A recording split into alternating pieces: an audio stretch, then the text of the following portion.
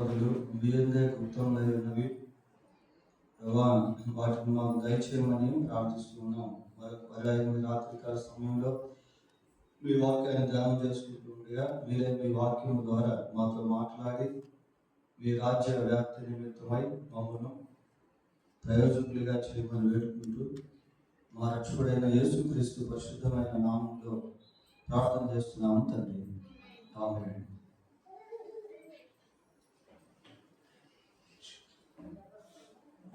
రాత్రి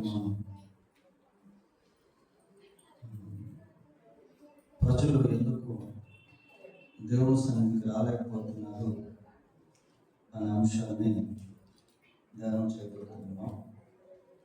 why people are not coming to the presence of God. ఎందుకు ప్రజలు దేవుని వద్దకు రాలేకపోతున్నారు? వాళ్ళ మందిరానికైనా లేక ఏ విధంగానైనా సరే ఎందు నిమిత్తం ప్రజలు దేవుని వద్దకు రాలేదు లేక రాలేకపోతున్నారు అన్న అంశాన్ని మనం పరిశీలించాలి. ప్రతిదానికి ఒక కారణం అనేటువంటిది ఉంటుంది. దీనికి కూడా అనేక కారణాలు అనేటువంటివి ఉన్నాయి. రాత్రి ఒక 6 విషయాలు ఈ వర్తమానంలో ధ్యానం చేద్దాం. ఎందుకు ప్రజలు దేవుని వద్దకు రాలేకపోతున్నారు అని అంటే, మొట్టమొదటిగా we're not preaching the gospel of Christ to the people. ప్రజలకు మనం దేవుని యొక్క సువార్తను ప్రకటించలేకపోతున్నాం. దేవుని సువార్త ప్రకటించకపోతే ప్రజలు దేవుని వద్దకు రాలేదు. వాళ్ళు మన బంధువులైనా, మన కుటుంబీకులైనా, మన రక్త సంబంధికులైనా, మన స్నేహితులైనా, వాళ్ళు ఎవరైనప్పటికీ సరే వారికి దేవుని సువార్త అనేటువంటిది తప్పక ప్రకటించాలి. రోమపత్రిక 10వ అధ్యాయం 14 వచ్చిన ఒకసారి చూడండి. 10:14. ఏమా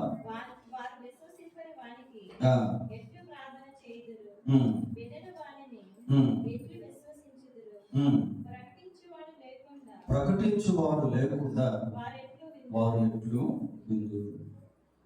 కాబట్టి అన్యజనులు లేక దేవుని ఎరగనటువంటి వారు దేవుని వద్దకు రావాలి అంటే వారికి సువార్త ప్రకటించాలి. 17వ వచనం కూడా చదవండి. అదే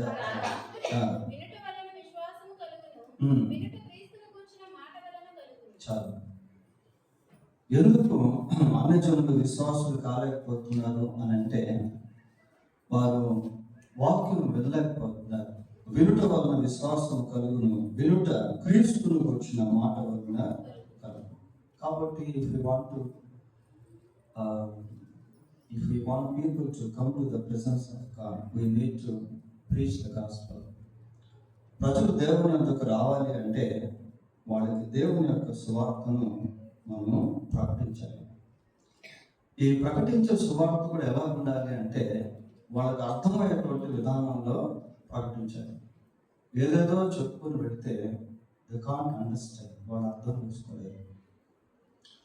అపోస్తలుల కార్యములు 14వ అధ్యాయం 1వ వచనం చదువుకుందాం.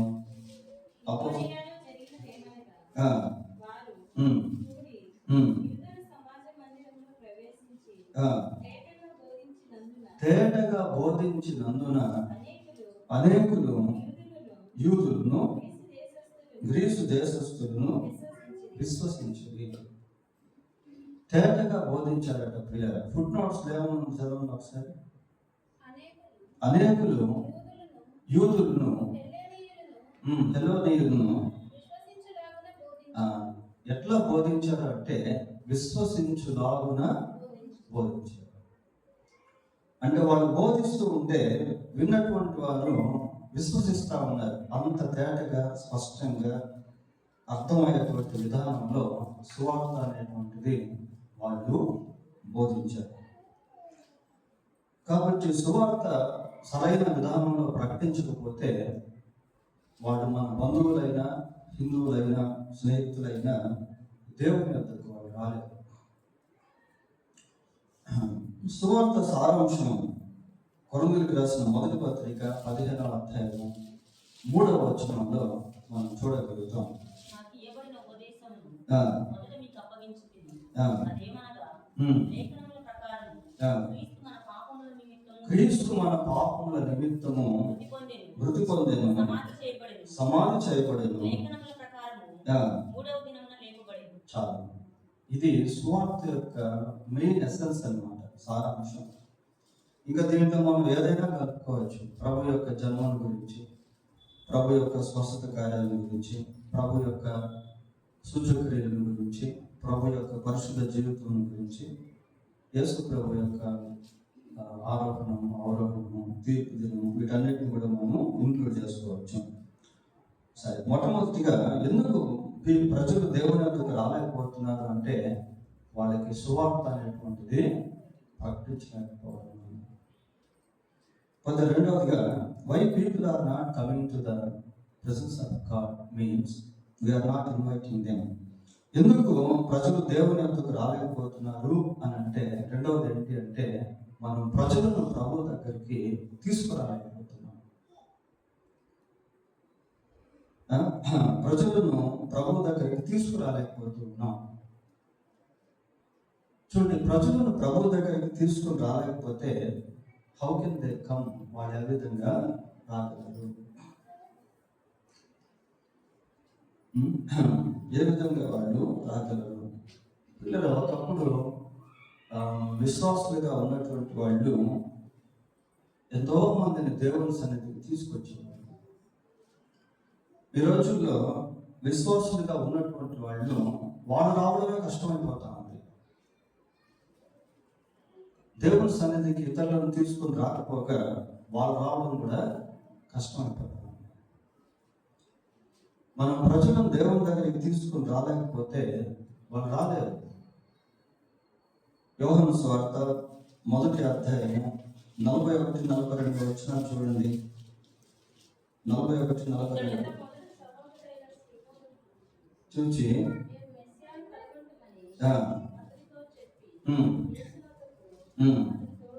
యేసు వద్దకు అతన్ని తోడుకొని వచ్చాడు. ఒకవేళ అంద్రెయ సీమోను తోడుకొని రాకపోతే సీమోను ఆ సమయంలో యేసు ప్రభు దగ్గరికి రాలేకపోయేవాడు పిల్లలు. కాబట్టి ఎందుకు ప్రజలు దేవుని వద్దకు రాలేకపోతున్నారు అంటే వాళ్ళు తీసుకొచ్చేవాళ్ళు లేరు. 4వ అధ్యాయం యోహాను సువార్త 28-29 కూడా చూడండి. ఆ స్త్రీ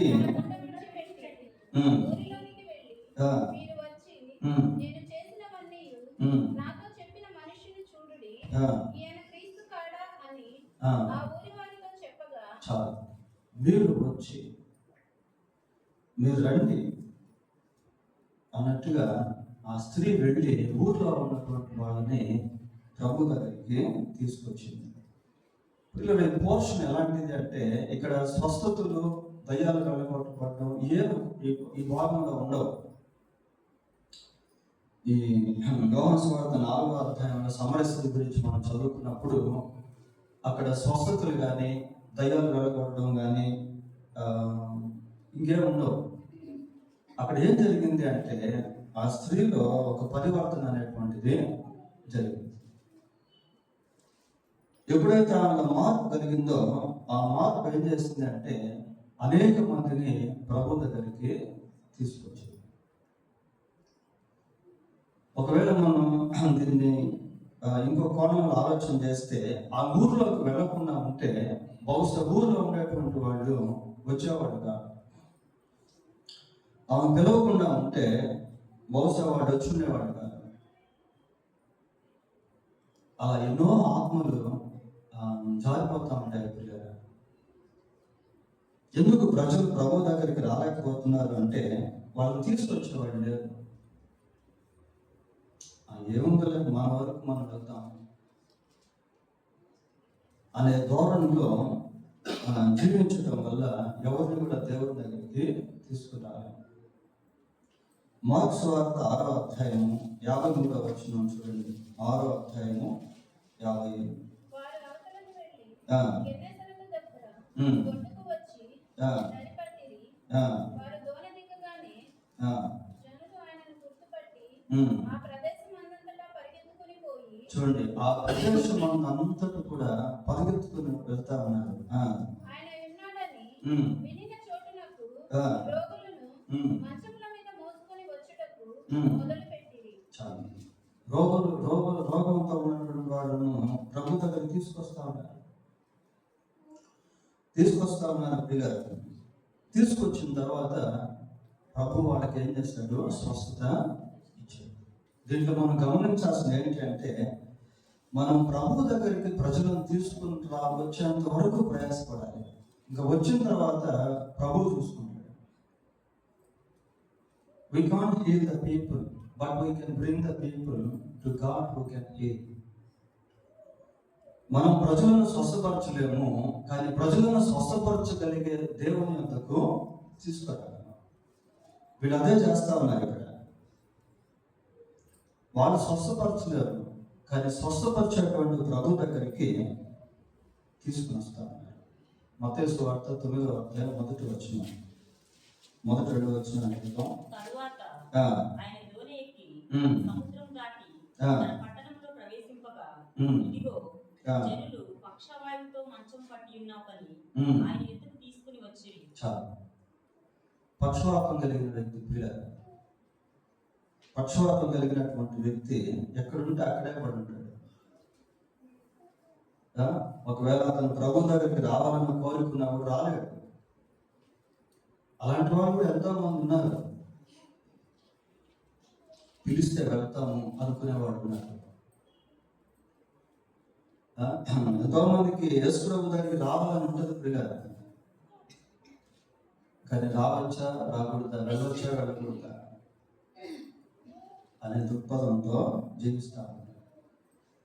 వీళ్ళు ఏం చేస్తారంటే, పక్షవాయు కలిగిన వ్యక్తిని ప్రభు దగ్గరికి తీసుకొచ్చారు.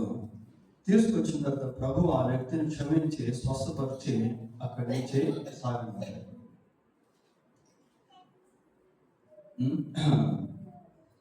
ఎందుకు ప్రజలు దేవుని వద్దకు రాలేకపోతున్నారు అంటే, వాళ్ళని తీసుకుని రాలేకపోతున్నారు.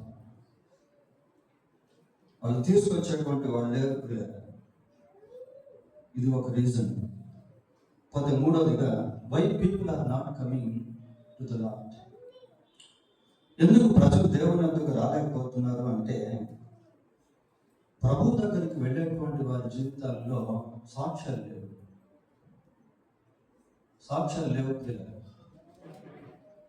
మనకు సరైన సాక్ష్యం లేకపోతే మనల్ని బట్టి అనేక మంది దేవుని దగ్గరికి రాలేదు. వాడు మందిరానికి వెళ్తా ఉన్నారు, వాడు కూడా అలాగే జీవిస్తా ఉన్నారు. కాబట్టి మనం పోయి ఏం నేర్చుకుంటాం అని ప్రజలు అనుకుంటారు. మందిరానికి వెళ్తూ కూడా విచ్చలవిడిగా జీవిస్తూ ఉంటే, మందిరానికి వెళ్తూ కూడా అన్యులతో సరి సమానంగా బ్రతుకుతూ ఉంటే, మందిరానికి వెళ్తూ కూడా ఒక ప్రత్యేకత అనేటువంటిది కనబడకపోతే, ప్రజలు ప్రభు దగ్గరికి రాకపోవడానికి మనమే అడ్డుబండలం.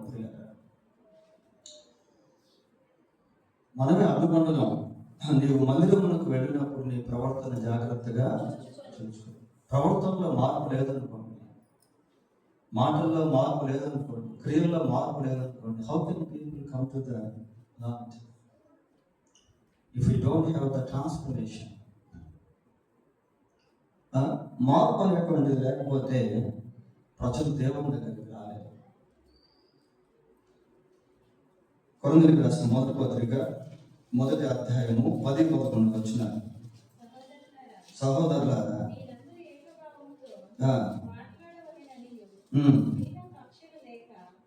కక్షలు లేక ఏక మనస్సుతోను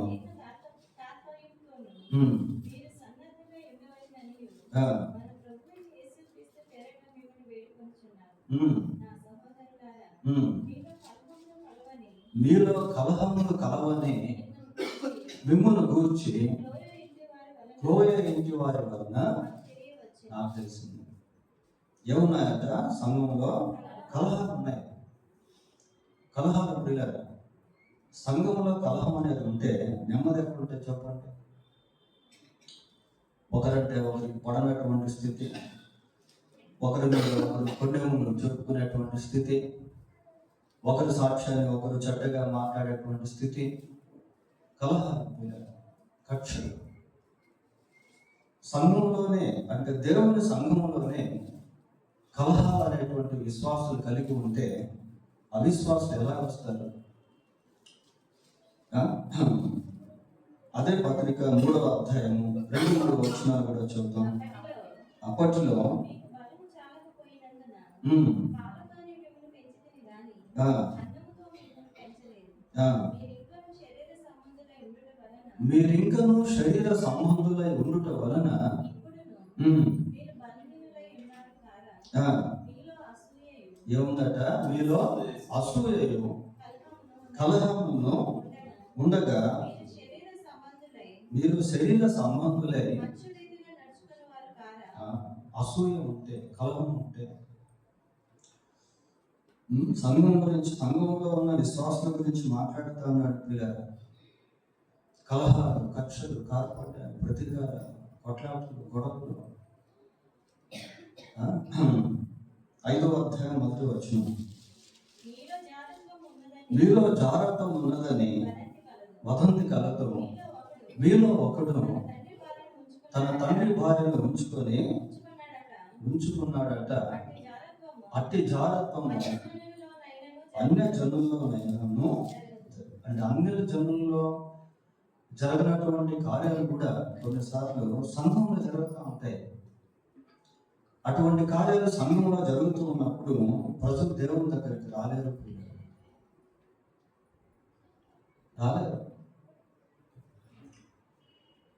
రోమపత్రిక 2వ అధ్యాయము 23-24 వచనాలు. ధర్మశాస్త్రమందు ఆ, అతిశయించు నీవు ఉమ్, ధర్మశాస్త్రము మీరుట వలన ఆ, దేవుని అవమానపరచెదవా? చూడండి, ధర్మశాస్త్రం మీరితే ఎవరు అవమానపరచబడుతున్నారు? దేవుడు అవమానపరచబడుతున్నాడు ప్రియులారా. రాయబడిన ప్రకారము ఉమ్, మిమ్మును బట్టియే కదా మిమ్మును బట్టియే కదా దేవుని నామము దేవుని నామము అన్యజనుల మధ్యను అన్యజనుల మధ్యను దూషింపబడుచున్నది. దూషింపబడుచున్నది. మిమ్మును బట్టి అన్యజనుల మధ్య దేవుని నామము మహిమపరచబడాల్సిన దానికి బదులు దూషించబడుతూ ఉంది. కాబట్టి విశ్వాసులుగా ఎంత జాగ్రత్తగా జీవించాలో చూడండి. విశ్వాసికి అవిశ్వాసితో పొందే కదా. కొన్నిసార్లు విశ్వాసులు ఎవరో అవిశ్వాసులు ఎవరో మనకు తెలియదు.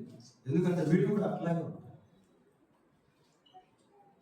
వీళ్ళు కూడా అదే విధంగా జీవిస్తూ ఉంటారు. వీళ్ళ మాట తీరు అలాగే ఉంటుంది, వీళ్ళ ప్రవర్తన అలాగే ఉంటుంది, వీళ్ళ క్రియలు అలాగే ఉంటాయి. కాబట్టి కొన్నిసార్లు విశ్వాసులు ఎవరో కూడా మనకు అర్థం కాదు. దేవుడు మనల్ని ఏర్పాటు చేసుకున్నాడు. మనలో ఒక ప్రత్యేకత అనేటువంటిది లేకపోతే ప్రభువును మనం చూపించినాము. ప్రభు అన్నాడు, ఏమన్నాడంటే, నేను లోక సంబంధిని కానట్టు మీరు లోక సంబంధులు కాదు. లోకంలో నుండి నేను మిమ్మల్ని ఏర్పరచుకున్నాను. God has chosen us from the world.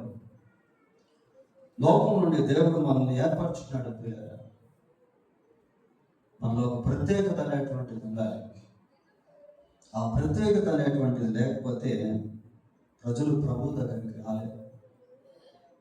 మనం కూడా లోక సంబంధులుగా బ్రతుకుతా ఉంటే మనకి లోకానికి వ్యత్యాసం అనేది ఉండదు ప్రియులారా. ఈ రోజుల్లో పరిస్థితి ఎలా ఉంది అంటే, మందిరంలో ఒక విధంగా ఉంటారు, బయట ఇంకొక విధంగా ఉంటారు.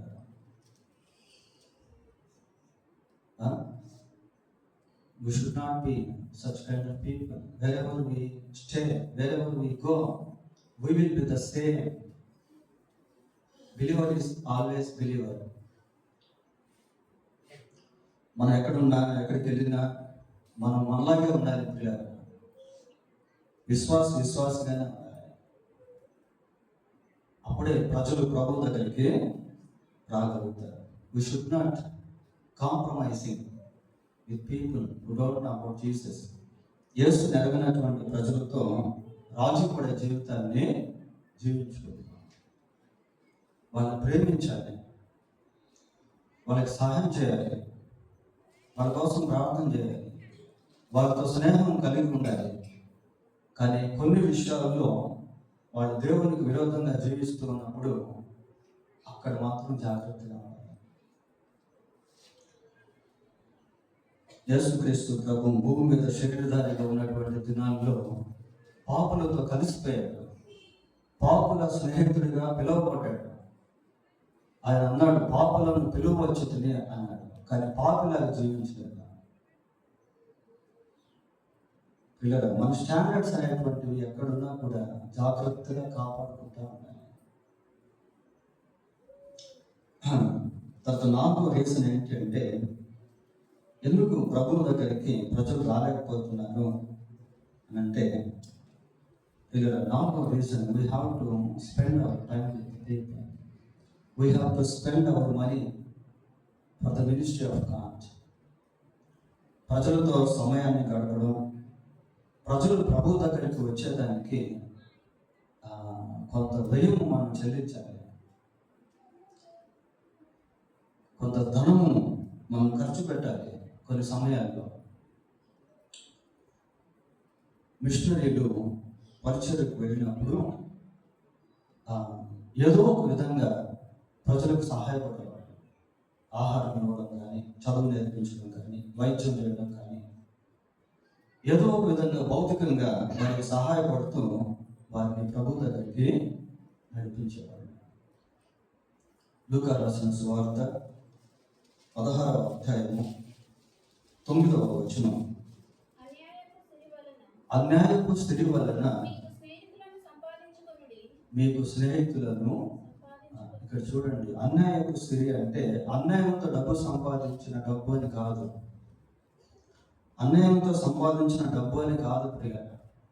డబ్బులు ఏంటి అంటే ఎంత సంపాదించినా అవి పక్షిదాసు వలె ఒకరోజు ఎగిరిపోతాయి. కానీ అదే డబ్బును ఖర్చు పెట్టి ఆత్మలను సంపాదించడం. మళ్ళీ చదవండి, అన్యాయపు స్థితి వలన మీకు స్నేహితులను సంపాదించుకున్నట్టే. ఎందుకనగా ఆ స్థితి మిమ్మును వదిలిపోవునప్పుడు వారు నిత్యమైన నివాసములలో మిమ్మును చేర్చుకుంటారని మీతో చెప్పుచున్నాను. పిల్లలు, ధనము ఖర్చు పెట్టి ఆత్మను సంపాదించుకోవడం, ఏదో ఒక విధంగా ప్రజలకి హెల్ప్ చేసి వాళ్ళని ప్రభు దగ్గర తీసుకుని రావడం, సమయాన్ని దేవుని కోసం ఖర్చు పెట్టడం. పిల్లలు, ప్రజలు దేవుని దగ్గరికి వచ్చేదానికి కొంత సమయం కేటాయించడం, కొంత సహాయపడడం. ఒకడు ఒక మైలు దూరం రమ్మని మిమ్మల్ని పిలిస్తే వాళ్ళతో కూడా 2 మైళ్ళు వెళ్ళు. ఎందుకు అంటే, God wants us to have a fellowship with the people who don't know about Jesus. యేసు ప్రభువుని ఎరగనటువంటి ప్రజలతో ప్రభు నిమిత్తం మనం సహవాసం అనేది చేయాలి. దేవుడు మనకిచ్చినటువంటి ధనమైన, సమయమైన ప్రభు కోసం లేక ప్రభు రాజ్యవ్యాప్తి కోసం ఖర్చు పెట్టడం.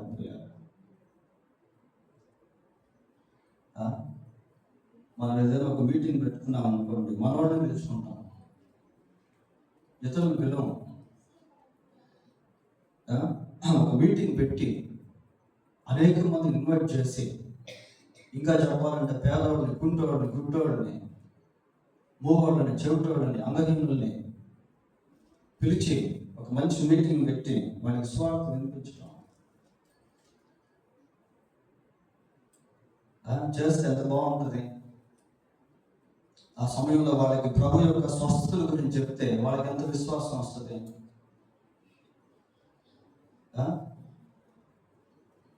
ఏదో ఒక విధంగా సమయాన్ని, ధనాన్ని ఖర్చు పెట్టి ఇతరులను ప్రభు దగ్గరికి నడిపించాలి. ప్రజలు అవసరతలో ఉన్నారు ప్రియులారా, శాపంలో బ్రతుకుతా ఉన్నారు, చీకట్లో బ్రతుకుతా ఉన్నారు, నిరీక్షణ లేనటువంటి వారిగా ఉన్నారు. ఉదయం మెసేజ్ విన్నాం కదా, దేవుడు మరణాన్ని జీవంగా ఎలా మారుస్తాడని. ఎంతో మంది ప్రజలు మరణంలో ఉన్నారు. కొరింథీయులకు రాసిన 2వ పత్రిక 12వ అధ్యాయం, కొరింథీయులకు రాసిన 2వ పత్రిక 12వ అధ్యాయము 15వ వచనం. 12 కాబట్టి నాకు కలిగిన యావత్తు మీ ఆత్మల కొరకు బహు సంతోషముగా వేపారు. నాకు కలిగిన యావత్తు మీ ఆత్మల కోసం సంతోషముగా వేపారు. పౌలు ఏ పని చేసేవాడు? డేరాలు కొట్టేవాడు. డేరాలు కొట్టి డబ్బు సంపాదించి ఆ డబ్బుతో పరిచయం చేసేవాడు. పిల్లల సంపాదన అంతా పరిచయం పెట్టాలని కాదు, కొంతైనా దేవుని పరిచయం కోసం, ప్రజలు దేవుని ఎందుకు వచ్చేదాని కోసం ఖర్చు పెట్టాం. ఇక ఏమన్నాడు?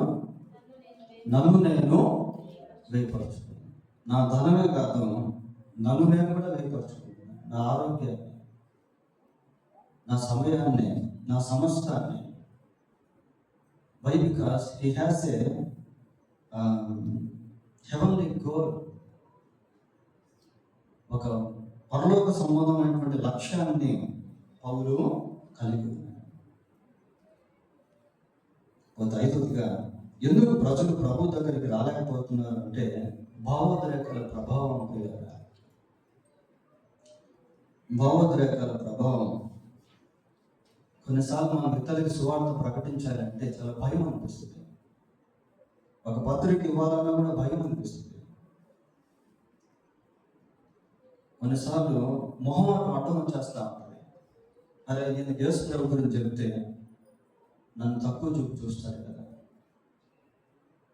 నేను యేసు ప్రభు గురించి చెప్తే ఇది నాకు అసలు విలువ ఇవ్వడు కదా. కొన్నిసార్లు భావోద్రేకాలు మనల్ని అడ్డుపరుస్తూ ఉంటాయి పిల్లలు.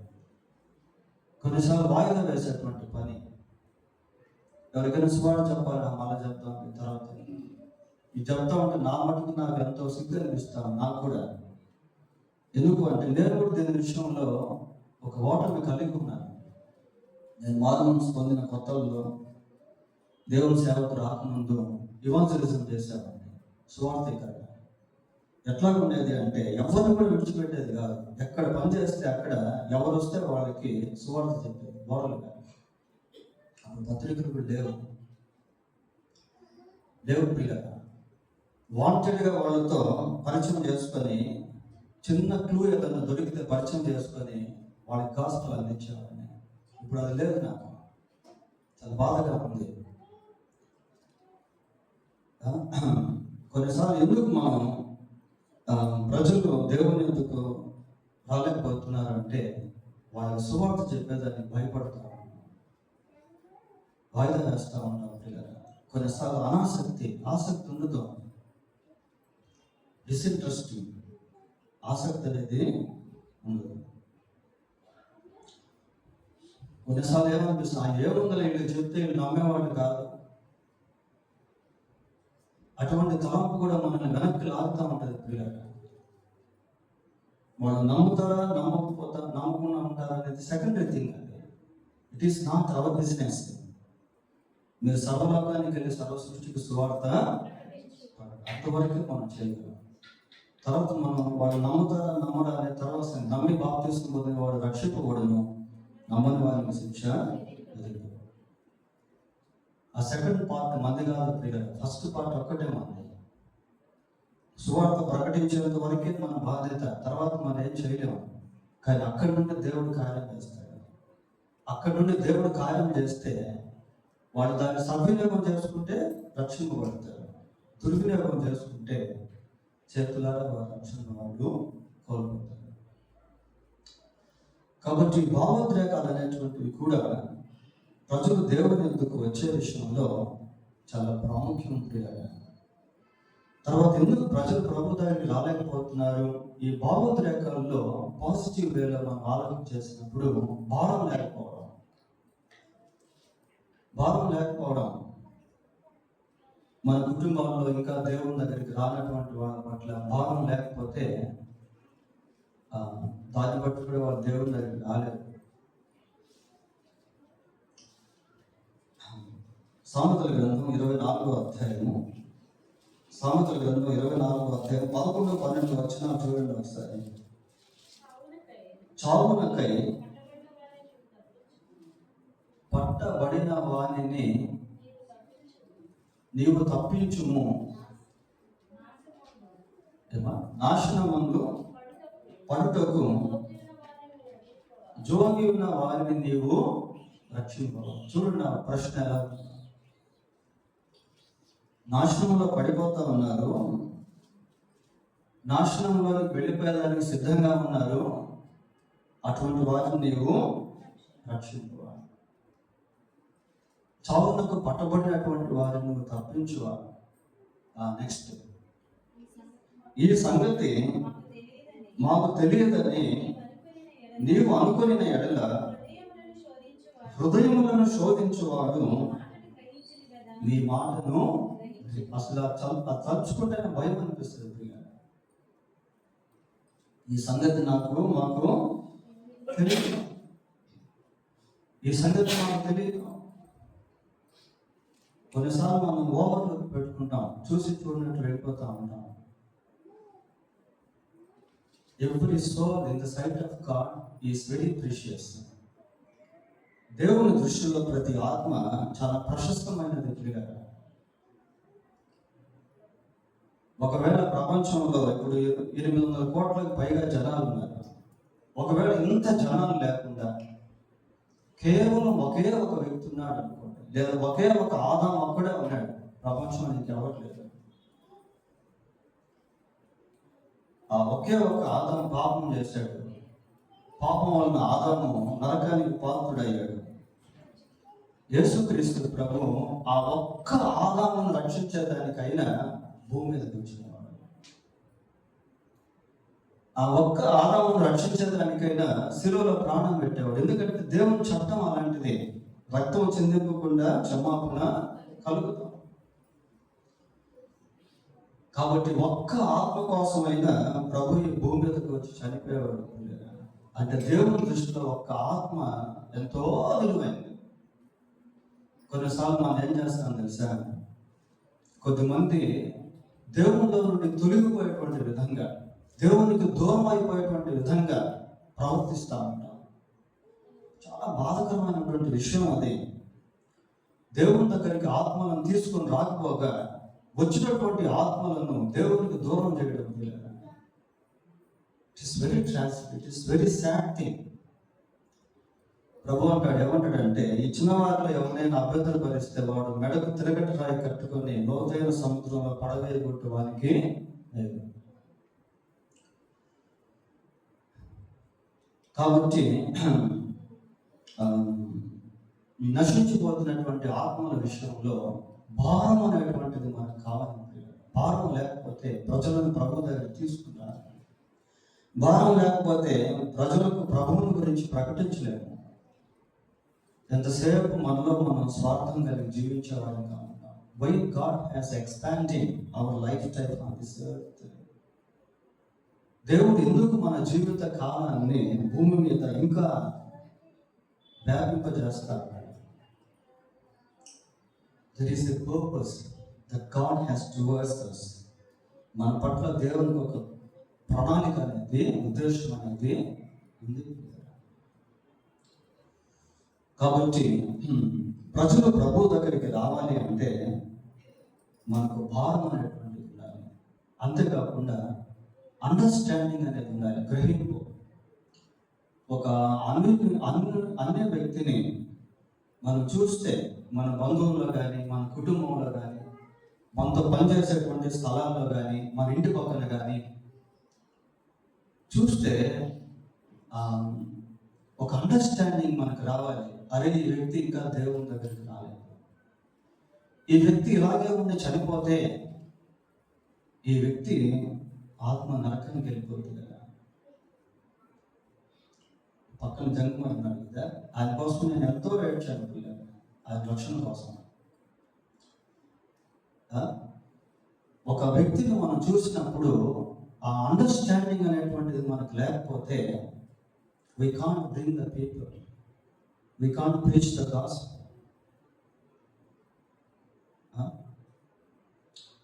ఆ గ్రహింపు అనేటువంటిది మనకు రావాలి. అది నీకు తెలియదు. వాడు చనిపోతే వాళ్ళ ఆత్మ ఇమ్మీడియట్గా ఆ పాతాళానికి వెళ్ళిపోతున్న సంగతి వాళ్ళకి తెలియదు, కానీ మనకు తెలుసు. తెలిసి ఏం చేస్తున్నాం? దీపం వెలిగించి కొంచెం కింద మంచం కింద పెట్టరు కానీ ఇంటనున్న వారందరికీ వెలిగించుటకై దాని దీపస్తంభం మీదనే పెట్టరు. మనుషులు మీ సత్క్రియలను చూచి పరలోకమందున్న మీ తండ్రిని మహిమపరచినట్లు వారి ఎదుట మీ వెలుగును మీరు లోకమునకు వెలుగై. That is our privilege. అదే మన యొక్క ప్రాధాన్యత. దేవుడు మనకు ఇచ్చినటువంటి ఆధిక్యత.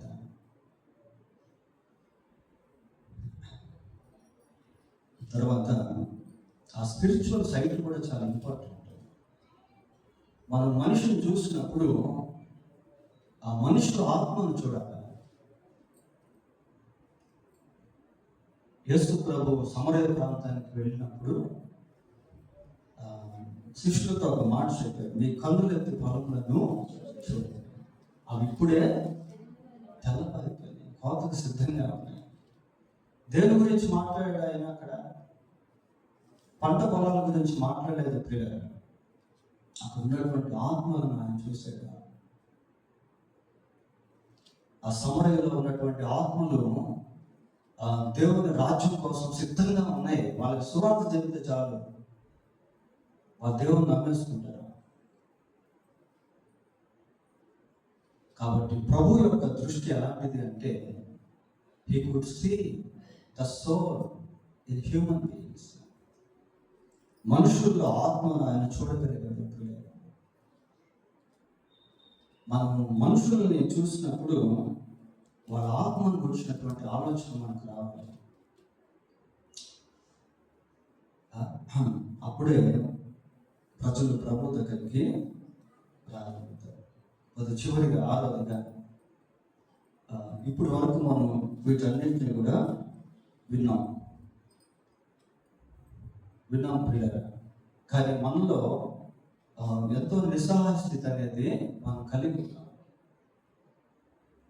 ఏంటి అంటే భారం లేనటువంటి స్థితి, ఆత్మ సంబంధమైనటువంటి దృష్టి లేనటువంటి స్థితి, ధైర్యంగా సువార్త ప్రకటించలేనటువంటి స్థితి, ఇంకా వాయిదా వేస్తున్నటువంటి స్థితి, ఏదో తెలియనటువంటి బలహీనత, జయించలేనటువంటి బలహీనతలు, ప్రభు దగ్గరికి ప్రజలు రానివ్వకుండా చేసే బలహీనతలు, ఇవన్నీ మనం రకరకాలవి కలిగి ఉంటాం. అయితే వీటన్నిటిలో నుండి బయటకు వచ్చి ప్రభువు ఆశించినటువంటి జీవితంలోనికి అడుగుపెట్టి ఆత్మలను సంపాదించాలి అంటే మనం ఏం చేయాలి తెలుసా? ప్రార్థన చేయాలి. The prayer is solution for every problem. The prayer is like a golden key to open every door. ప్రార్థన అనేటువంటిది ప్రతి ద్వారాన్ని తెరిచేటువంటి ఒక తాళపు చెవి లాంటిది. ప్రతి సమస్యకు పరిష్కారాన్ని తీసుకొచ్చేటువంటిది ప్రార్థన. మన కుటుంబంలో ఇంకా ఎవరైతే దేవుని సన్నిధికి రాలేకపోతున్నారో వాళ్ళ కోసం ప్రార్థన చేయాలి. మనం దేవుని సన్నిధికి ప్రజలను తీసుకురాలేకపోతున్నాం, దానికోసం మనం ప్రార్థన చేయడం. భారం లేదు, కన్నీరు లేదు, దృష్టి లేదు, ఆ దాహం లేదు, డబ్బున్నా ఖర్చు పెట్టలేకపోతున్నాం, సమయం ఉన్నా ఖర్చు పెట్టలేకపోతున్నాం, ధైర్యంగా సువార్త ప్రకటించలేకపోతున్నాం. ఈ బలహీనతల కొరకు ప్రభు పాదాలు పట్టుకోవాలి. అపోస్తులు ధారాపాతంగా సువార్త ప్రకటిస్తూ ఉంటే ఎన్నో శ్రమలు, ఎన్నో కష్టాలు వాడు ఎదుర్కొన్నారు. సువార్త ద్వారం మూయబడేటువంటి పరిస్థితికి వచ్చినప్పుడు దే బిగిన్ టు ప్రే, ప్రార్థన చేయడం ప్రారంభించారు.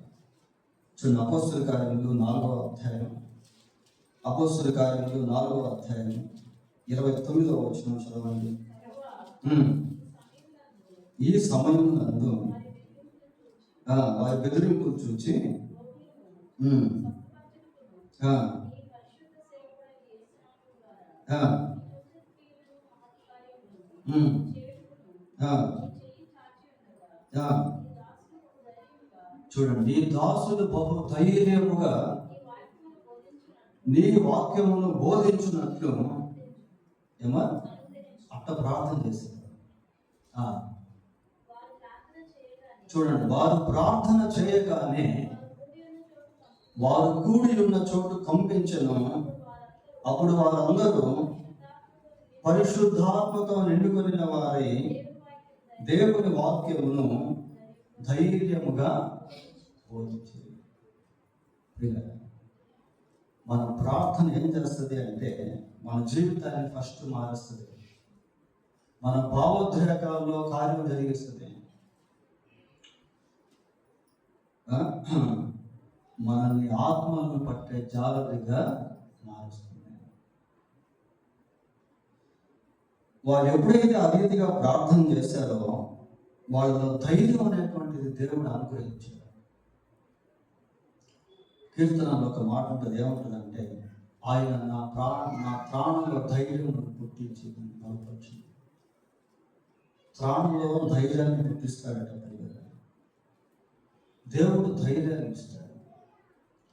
దేవుడు ఆ సువార్త ప్రకటించేటువంటి, ఆత్మను సంపాదించేటువంటి జ్ఞానాన్ని ఇస్తాడు. చేపలు పట్టేటువంటి జాలర్ల దగ్గరికి యేసు ప్రభు వెళ్ళి వాళ్ళతో ఏమన్నాడు అంటే, నన్ను వెంబడించండి, మిమ్మల్ని మనుషులను బట్టి జాలరులుగా చేస్తాను. I will make you fishers of men.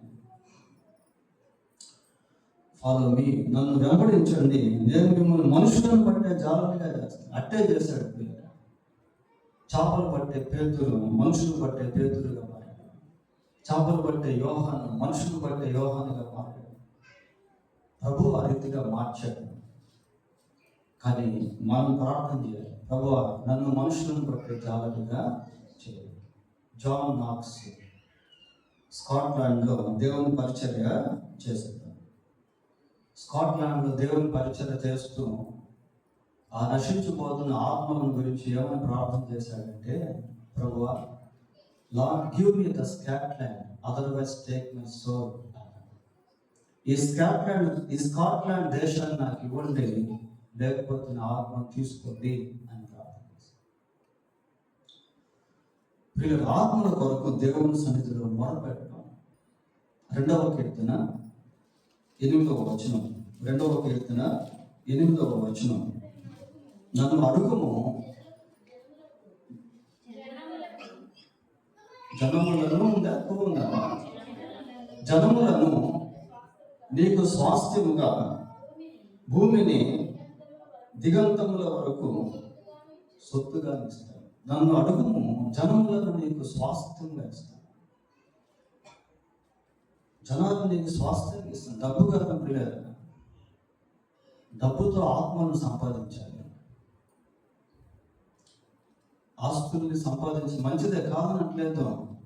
We need the property. In the same time, we have to earn the souls. We have to gain the souls. Why? Because we are saved.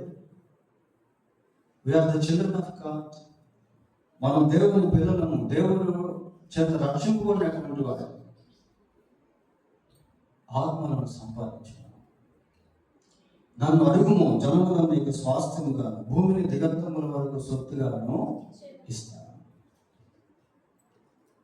కాబట్టి ప్రార్థన చేయాలి. దేవుడు ప్రత్యేకమైనటువంటి తలాంతులను ఇస్తాడు పిల్లగా. ధైర్యంగా మనుషుల్లో చొచ్చుకొనిపోయి penetrate అయ్యి సువార్త ప్రకటించాలి. ఆ సువార్త ప్రకటించేటువంటి జ్ఞానాన్ని, భాగాన్ని దేవుడు ఇస్తాడు. ఆత్మను బట్టే జాలరులుగా దేవుడు మారుస్తాడు. ఇంకా మనకేం కావాలంటే పరిశుద్ధాత్మ నడిపింపు కావాలి. అపోస్తలుల కార్యములు 8వ అధ్యాయం 29వ వచనం చూడండి. 8:29. అప్పుడు ఆత్మ ఫిలిప్పుతో ఫిలిప్పుతో నీవు నీవు ఆ రథము దగ్గరికి పోయి రథము దగ్గరికి పోయి దానిని కలుసుకొనమని చెప్పెను. దాన్ని కలుసుకున్నామని చెప్పాను. ఒకవేళ అలా చెప్పకపోతే ఫిలిప్కి ఆ రథం దగ్గరికి వెళ్ళి ఆయన కలుసుకునేది తెలియదు. కాబట్టి పరిశుద్ధాత్మ నడిపింపు అనేది కావాలి. ప్రజలు దేవుని యొద్దకు రావాలి అంటే, ప్రజలు యేసుక్రీస్తునందు విశ్వాసం ఉంచాలి అంటే, కనుక పరిశుద్ధాత్మ నడిపింపు కొరకు కూడా ప్రార్థన చేయాలి. ఆశ కలిగిన ప్రాణాన్ని దేవుడు తృప్తిపరుస్తాడు. కాబట్టి ప్రజలు దేవుని దగ్గరికి రావాలి అని, ప్రజలు యేసుక్రీస్తునందు విశ్వాసం ఉంచాలి అని, కొన్ని ఆత్మలను సంపాదించాలి అనే ఆశ మనలో ఉంటే దేవుడు తప్పకుండా సహాయం చేస్తాడు. అది మన కుటుంబ జీవితంలో కానీ, మన బంధువులు, మన స్నేహితుల విషయంలో కానీ, మనం నివసిస్తున్నటువంటి ప్రాంతంలో మనతో నివసిస్తున్నటువంటి ప్రజల విషయంలో కానీ దేవుడు కృప చూపిస్తాడు. పిల్లలు, దేవుడు తన వాక్యం దీవించింది కనుక ప్రార్థన చేసుకుందాం. ప్రార్థన.